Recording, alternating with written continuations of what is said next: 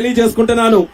ఎప్పుడు ఇచ్చాపురంలో తెలుగుదేశం పార్టీ కార్యక్రమం పెట్టినా సరే ఊర్లన్నీ కూడా ఒక పసుపు పండగలాగా, పసుపు జాతరలాగా మారి ఆ కార్యక్రమాన్ని విజయవంతం చేయడానికి ఆ భుజ స్కంధాల మీద వేసుకొని ఏ రకంగా చేస్తారో ఈ రోజు కూడా అదే రకంగా మీరందరూ కూడా కదలి వచ్చినందుకు మరొకసారి ఈ యొక్క కార్యక్రమానికి విచ్చేసిన వారందరికీ కూడా నా ధన్యవాదాలు తెలియజేసుకుంటున్నాను. ఈ రోజు ఈ కార్యక్రమం జరుపుకోవడానికి ముఖ్య కారణం ఏంటి? మన లోకేష్ అన్న గారు రాష్ట్రం మొత్తం మీద యువగలం పాదయాత్ర చేశారు. యువగలం మొత్తం మీద చేసినప్పుడు మధ్యలో చిన్న అవాంతరం జరిగింది. మన నాయకుడైనటువంటి చంద్రబాబు నాయుడు గారిని ఆ రోజు అక్రమంగా అరెస్టు చేయడం వల్ల ఆ బాధ్యతలన్నీ కూడా లోకేష్ అన్న గారు తన భుజాల మీద వేసుకొని మళ్ళీ చంద్రబాబు నాయుడు గారిని తిరిగి బయటకు తీసుకొని రావడానికి, మరొక పక్కన తెలుగుదేశం పార్టీ కార్యక్రమాలు ముందుకు నడిపించడానికి ఒక 2 నెలలు ఆ రోజు బ్రేక్ తీసుకోవడం వల్ల ఇచ్చాపురంలో ముగించాల్సినటువంటి పాదయాత్ర ఇక్కడి వరకు రాలేకుండా పోయాం. మనమందరం బాధపడ్డాం. ఇంత చక్కగా జరుగుతున్నటువంటి పాదయాత్ర ఒక్క అడుగు మా లోకేష్ అన్న ఎక్కడికి వస్తే దద్దరిల్లే విధంగా మా తాలూకా ఉత్తరాంధ్రలో కూడా మేము చూపిస్తామని ఎంతో ఆశతో ఆ రోజు ఎదురు చూశాం. కానీ ఆ రోజు ఉన్నటువంటి పరిస్థితుల వల్ల రాలేకపోయాం.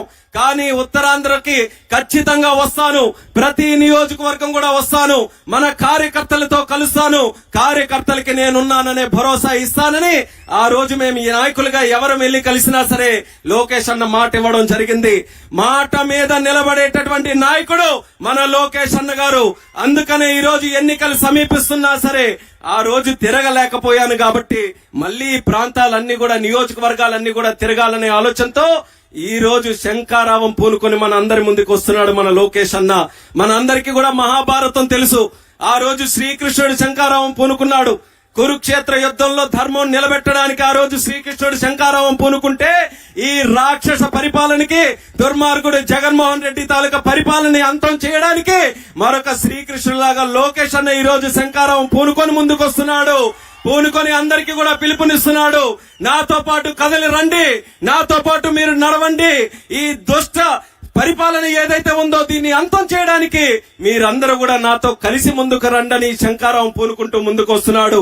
ఈ శంఖారావం మన కోసం, మన భవిష్యత్తు కోసం, మన ఆడపడుచుల కోసం, మన రైతుల కోసం, మన యువకుల కోసం, మన ఇచ్చాపురం నియోజకవర్గం కోసం అన్నది ప్రతి ఒక్కరు కూడా తెలుసుకోవాల్సినటువంటి అవసరం ఉంది.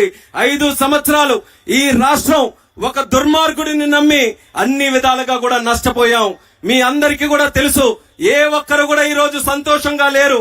ఎన్నో హామీలు ఇచ్చినటువంటి జగన్మోహన్ రెడ్డి 5 సంవత్సరాలు ఆ తాడేపల్లి ప్యాలెస్ లో తల దాచుకుంటూ ఉన్నాడే గాని ఏ ఒక్క హామీ నిలబెట్టుకునేటటువంటి పరిస్థితి ఈ రోజు లేదు. అందుకనే మీరు చూశారు, నిన్ననే ఢిల్లీ వచ్చాడు జగన్మోహన్ రెడ్డి. చంద్రబాబు నాయుడు గారు వచ్చారని గుండెల్లో పిడుగుపడినట్టుగా అయిపోయింది జగన్మోహన్ రెడ్డికి. ఏం చేయాలో తెలియక వెంటనే ఫ్లైట్ వేసుకొని ఢిల్లీ వచ్చాడు. ఢిల్లీ వస్తే ఎంతమంది ఎంపీలు ఉన్నారు జగన్మోహన్ రెడ్డికి? సుమారు 31 మంది ఎంపీలు ఉన్నారు. కానీ ఆయన ఢిల్లీ వచ్చి పార్లమెంట్ కు వస్తే ఒక్క ఎంపీ కూడా ఆశగా మా నాయకుడు వచ్చాడని వెనక్కి తిరిగే పరిస్థితుల్లో కూడా ఈ రోజు లేరనంటే జగన్మోహన్ రెడ్డి పని అయిపోయిందని వాళ్ళ పార్టీలో ఉన్న ఎమ్మెల్యేలకే ఈ రోజు అర్థమైపోయింది. వాళ్ళ పార్టీలో ఉన్నటువంటి ఎమ్మెల్యేలు నిన్నటి వరకు ఎంపీలు చక్కగా ఢిల్లీలో తిరిగారు. ఎప్పుడైతే జగన్మోహన్ రెడ్డి వస్తున్నాడన్నారో ఒకరు దుబాయ్ పారిపోయారు, మరొకరేమో ఆంధ్రాకి పారిపోయారు, మరొకరు ఎవరు కాన్స్టిట్యున్సీలుగా వెళ్ళిపోయారు. ఈ దుర్మార్గుడి దగ్గర మరి ఉండలేము, మన తాలూకా పరువు మనం తీసుకోలేమని ఎంపీలే ఈ రోజు దూరం అయ్యే పరిస్థితికి వచ్చారు, ఎమ్మెల్యేలు దూరం అయ్యే పరిస్థితికి వచ్చారు.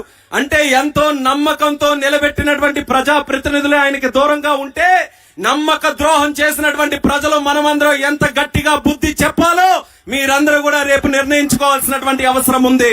ఇచ్చాపురం నియోజకవర్గంలో మాకెక్కడ కూడా సందేహం లేదు. రాష్ట్రంలో పరిస్థితులు ఎలాగున్నా, రాష్ట్రంలో ఎవరు ముఖ్యమంత్రి అవుతున్నట్టు ఉన్నా ఇచ్చాపురంలో మాత్రం ఎప్పుడు కూడా ఒకే తీరు, తెలుగుదేశం పార్టీ తీరు. ఏ ఎలక్షన్లు వచ్చినా సరే మన ఇచ్చాపురం నియోజకవర్గం స్వర్గీయ నందమూరి తారక రామారావు గారు వేసినటువంటి బీజం. యుగ పురుషుడు ఏ ముహూర్తాన్ని పార్టీ పెట్టాడో గాని ఇచ్చాపురం నియోజకవర్గానికి రాసినటువంటి పసుపు ఎన్ని సంవత్సరాలైనా, ఎన్ని నాయకులు వచ్చినా సరే ఆ పసుపుని చెరపలేకపోయారు. ఈసారి కూడా అదే రకంగా మనమందరం కూడా కలిసికట్టుగా పనిచేయాలి. ఇచ్చాపురం నియోజకవర్గాన్ని మనం నిలబెట్టుకోవాలి. బ్రహ్మాండమైనటువంటి అవకాశం మనకి అశోక్ అన్న ద్వారా దక్కింది. 2 పర్యాయాలు గెలిపించుకొని ఇక్కడ ఉన్నటువంటి స్థానిక సమస్యల మీద ఏ రకంగా పోరాడుతున్నాడో కల్లారా మనం అందరం కూడా చూస్తున్నాం. అదే రకంగా ఈ రోజు ఉన్నటువంటి పరిస్థితులకు అనుగుణంగా రాష్ట్రంలో మళ్లీ ఒక చక్కనైనటువంటి పరిపాలన ఏర్పాటు చేయాలని చంద్రబాబు నాయుడు గారు అలాగే మన జనసేనాని పవన్ కళ్యాణ్ గారు ఇద్దరు కూడా చేతులు కలిపి ముందుకొస్తున్నారు. అది కేవలం వాళ్ళ రాజకీయం కోసం కాదు, చంద్రబాబు నాయుడు గారి గురించో పవన్ కళ్యాణ్ గారి గురించో కాదు, మీ అందరి కోసం, మన ప్రజల కోసం, మన ఆంధ్రప్రదేశ్ రాష్ట్రం కోసం ఆ ఇద్దరు నాయకులు కూడా చేయలు కలిపి ముందుకొస్తున్నారు. అటువంటి పెద్ద నాయకులే అంత చక్కనైనటువంటి నిర్ణయం తీసుకున్నప్పుడు కార్యకర్తలుగా, సామాన్యులుగా, ప్రజలుగా మనం ఇంకా ఎంత మంచి ఆలోచనతో కలిసికట్టుగా ముందుకు రావాలో ఇక్కడ ఉన్నటువంటి ప్రతి ఒక్కరికి కూడా తెలియజేసుకుంటున్నాను. మన మీదే అత్యధికమైనటువంటి బాధ్యత ఉంది. కార్యకర్తలుగా ఇటు తెలుగుదేశం గాని జనసేన పార్టీ గాని మనమందరం కూడా గ్రౌండ్ లెవెల్లో పనిచేసి ఈ దుర్మార్గుడు జగన్మోహన్ రెడ్డి చేసినటువంటి ప్రజా వ్యతిరేక విధానాలు గాని కార్యక్రమాలు ఏవైతే ఉన్నాయో అది ప్రజల వరకు కూడా మనం తీసుకొని వెళ్లి మళ్లీ ప్రజల్లో ఒక చైతన్యం తీసుకొని రావాలి. ఎందుకనంటే భయపెట్టాలని చూస్తున్నారు. ఆఖరి అస్త్రం కింద జగన్మోహన్ రెడ్డికి ధైర్యంగా వెళ్లి ప్రజల దగ్గర ఓట్లు అడిగేటటువంటి దమ్ము ధైర్యం లేదు. అందుకనే ఎవరెవరినో పెట్టి గ్రామాల్లో ఉన్నటువంటి ప్రజల్ని భయపెట్టి మరీ ఓట్లేయాలని అడుగుతున్నాడు. అందుకనే ఇచ్చాపురం నియోజకవర్గ ప్రజలందరికీ కూడా ఈ సభ సాక్షిగా అడుగుతున్నాను. పెద్ద పెద్ద తుఫానులు వచ్చాయి, మనకి ఎవరమైనా భయపడ్డామా అని మీ అందరికీ కూడా అడుగుతున్నాను. తిత్లీ తుఫాను వచ్చింది, నీలం తుఫాను వచ్చింది, ఫైలిన్ తుఫాను వచ్చింది, ఎన్నెన్నో పెద్ద పెద్ద తుఫాన్లు వచ్చాయి. కానీ ఇచ్చాపురం నియోజకవర్గ గుండెల్లో ఉన్నటువంటి తెలుగుదేశం పార్టీ మాత్రం చెక్కు చెదరకుండా ఉందనేది మీరందరూ కూడా గుర్తుపెట్టుకోవాలి. ప్రకృతి విధించినటువంటి విపత్తులకే భయపడకుండా ముందుకు నడిచినటువంటి వాళ్ళం మనం గెలిపించి కూర్చోబెట్టినటువంటి జగన్మోహన్ రెడ్డి మనల్ని భయపెడతాడంటే మనం భయపడతామా అనేది మీరు అందరూ గుర్తుపెట్టుకోవాలి. ధైర్యంగా ముందుకు రావాలి. ప్రజాస్వామ్యంలో ప్రజలదే గెలుపు ఉండాలి కానీ ఏ నాయకుడితో కూడా ఉండకూడదు. అందుకనే రాబోతున్నటువంటి కాలంలో ఇచ్చాపురం నియోజకవర్గం మళ్ళీ గుర్తు చేసుకోవాలి. ఇచ్చాపురం నియోజకవర్గంలో ఎంతవరకు కూడా అభివృద్ధి జరిగిందనంటే అది తెలుగుదేశం పార్టీ హయాంలో జరిగింది. 2014 నుంచి 19 వరకు ఈ ప్రాంతంలో ఉన్నటువంటి ఏ సమస్య ఉన్నా సరే కోట్లాది రూపాయల నిధులు మన ప్రభుత్వంలో ఆ రోజు ఖర్చు పెట్టి అన్ని సమస్యలు కూడా పరిష్కారం అందించాం. ఎన్నో జియోలు తీసుకొని వచ్చి ఆ పనులన్నీ కూడా ప్రారంభించాం. ఆ రోజు జనసేనాని పవన్ కళ్యాణ్ గారు కూడా వచ్చి ఆ రోజు ఉద్దానం గురించి మాట్లాడితే డయాలిసిస్ సెంటర్లు కూడా అన్ని ఏర్పాటు చేశాం. పెన్షన్లు అందరికీ ఇప్పించే విధంగా చేశాం. ఇల్లు పట్టాలు ఇప్పించాం. చంద్రన్న బీమా చేశాం. పసుపు పెళ్లి కానుక ఇచ్చాం. అలాగే సంక్రాంతి కానుకలు ఇచ్చాం. ఎన్నో పసుపు కుంకుమ ఇచ్చాం. ఇలా ఎన్నో కార్యక్రమాలు తెలుగుదేశం పార్టీ హయాంలో చేశాం. ఇచ్చాపురం నియోజకవర్గ 4 దిక్కులు కూడా చూసుకుంటే ఇటు ఒరిస్సా వెళ్లడానికి గాని అటు సముద్ర తీర ప్రాంతాల్లో గాని ఎక్కడికి చూసినా సరే బ్రహ్మాండమైనటువంటి రహదారులు, బ్రిడ్జిలు కూడా మనం ఏర్పాటు చేశాం. ఆ రోజు మనకున్నటువంటి కెనాల్స్ కూడా రైతులకి సాగునీరు కోసం ఏవైతే ఉన్నాయో సుమారు 4 కోట్ల రూపాయలు చంద్రబాబు నాయుడు గారి హయాంలో శాంక్షన్ చేయించి పనులు మొదలు పెట్టేసరికి ఆ రోజు ప్రభుత్వం లేకుండా పోయింది. ఈ పెద్దలందరూ కూడా వచ్చారు. ఈ రోజు ప్రభుత్వంలో ఉన్నటువంటి వారు ఆ రోజు ఎన్ని రకాలుగా కోతలు కూశారు. తెలుగుదేశం పార్టీ వాళ్ళు అవ్వదు, మళ్ళీ మా ప్రభుత్వం వచ్చిన తర్వాత మేము చేస్తామని 5 సంవత్సరాల్లో ఒక్క కెనాల్లో కూడా తట్టడి ఇసుక మోయనటువంటి ప్రభుత్వం ఏదైనా ఉందనంటే అది వైఎస్ఆర్ కాంగ్రెస్ పార్టీ ప్రభుత్వాన్ని తెలియజేస్తున్నాను. అందుకనే రైతులకి మళ్ళీ న్యాయం జరగాలనంటే, సాగునీరు ఇక్కడ చక్కనటువంటి పరిస్థితుల్లో ఉండాలనంటే మళ్ళీ తెలుగుదేశం జనసేన పార్టీలతో కలిసినటువంటి ప్రభుత్వాన్ని మళ్ళీ మనం ఏర్పాటు చేసుకోవాల్సినటువంటి అవసరం ఉంది. అది ఖచ్చితంగా చేసి తీరుతాం. లోకేష్ అన్న గారు కూడా ఆ విషయం మీద చక్కగా స్టడీ చేశారు. ఆయన కూడా మనందరికీ కూడా హామీ ఇస్తారు.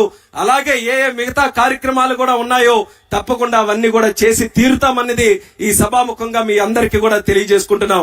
మాకు కావలసినటువంటిది ధైర్యంగా మీరందరూ కూడా నిలబడాలి. ఈ 5 సంవత్సరాలు వాళ్ళు ఏమీ చేయలేదు కానీ ఎలక్షన్లు వచ్చాయి కాబట్టి ప్రలోభాలు పెట్టడానికి, మీ తాలూకా మైండ్ ని ఏదో ఒక రకంగా డైవర్ట్ చేయడానికి అన్ని రకాలైనటువంటి అస్త్రాలు కూడా వాడతారు. అందులో సోషల్ మీడియా అత్యధికంగా వాడతారు. మీ మైండ్ ని డిస్టర్బ్ చేయడానికి అన్ని రకాలుగా కార్యక్రమాలు చేస్తారు. అలాంటప్పుడు మాత్రం నిబద్ధతగా చైతన్యవంతంగా మీరందరూ కూడా ధైర్యంగా ముందుకు నిలబడితే ఎటువంటి దుష్ట శక్తులు కూడా మన దగ్గరికి రావడానికి భయపడతాయన్నది కూడా మీ అందరికీ కూడా తెలియజేసుకుంటూ ఇచ్చాపురం నియోజకవర్గం మీద అత్యధికమైనటువంటి నమ్మకం మా అందరికీ కూడా ఉంది. ఆ నమ్మకాన్ని నిలబెట్టడమే కాకుండా రాష్ట్రంలోనే అత్యధికమైనటువంటి మెజారిటీ మీరందరూ కూడా ఇప్పించాలన్నది ఇచ్చాపురం నియోజకవర్గ ప్రజలకు కూడా ఈ సందర్భంగా తెలియజేసుకుంటున్నాను. ఈ రోజు మన ప్రభుత్వం మళ్ళీ ఏర్పడిన తర్వాత బ్రహ్మాండమైనటువంటి అభివృద్ధితో మనం అందరం కూడా ముందుకు కొనసాగుదాం. ఢిల్లీ స్థాయిలో మీరు అందరూ కూడా చూస్తున్నారు, చాలా చక్కగా పోరాటం చేశాం 5 సంవత్సరాలు. లోకేష్ అన్న గారి తాలూకు ఆధ్వర్యంలో, చంద్రబాబు నాయుడు గారి తాలూకు ఆధ్వర్యంలో ముగ్గురు ఎంపీలు ఉంటే ధైర్యంగా ఆ రోజు అన్ని రకాలుగా కూడా పోరాటం చేసి తెలుగుదేశం పార్టీ అనంటే తెలుగు ప్రజల గుండెల్లో ఉన్నటువంటి పార్టీగా సిక్కోలు తాలూకు గొంతును సైతం మనం పార్లమెంటులో వినిపించడం జరిగింది. అదే స్థాయిలో భవిష్యత్తులో కూడా మొన్ననే మీరందరూ కూడా చూసుంటారు, చెప్పాను, చాలా ఇసుగు పుట్టింది. 5 సంవత్సరాల నుంచి ఎప్పుడు ఏ స్పీచ్ మాట్లాడినా సరే 2 నిమిషాలు మాట్లాడితే చాలు, స్పీకర్ కూర్చోవయ్యా, మీకు అన్ని సభ్యులు లేరు కదా, ఎంతసేపు నువ్వు మాట్లాడతావని. మాట్లాడాల్సింది చాలా ఉంది, కానీ సభ్యులు మాత్రం లేరు. ఆ దుర్మార్గుడు ప్రత్యేక హోదా తెస్తాను, ఎంపీల్ని గెలిపించండి అని అంటే పొలోమని రాష్ట్రం అంతా కూడా ఎంపీల్ని గెలిపించారు. తీరా చూసిన తర్వాత ఆయన కేసులు మాఫీ చేసుకోవడానికి ఎంపీలని అందరినీ కూడా వినియోగించుకున్నాడు. కానీ ఈసారి మళ్ళీ ఢిల్లీలో మన తెలుగు వారి తాలూకా గలం గట్టిగా వినిపించాలనంటే మళ్ళీ రాష్ట్రంలో మన ఎంపీలందరినీ కూడా మనం గెలిపించుకోవాలి. ఆ స్థాయిలో